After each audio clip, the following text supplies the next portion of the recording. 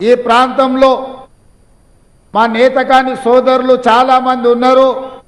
నేతకాని సోదరులకు ఒక కార్పొరేషన్ని మీరు ఏర్పాటు చేసి వాళ్ళ అభివృద్ధి కోసం నిధులను కేటాయించాలి అని నన్ను అడగడం జరిగింది.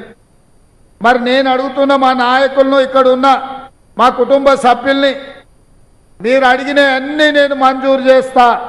కానీ 7 నియోజకవర్గాలల్లో ప్రతి నియోజకవర్గంలో 30,000కు తగ్గకుండా 2 లక్షల పైన మెజారిటీ ఇచ్చి గడ్డం వంశీని మీరు ఎంపీగా గెలిపించుకొని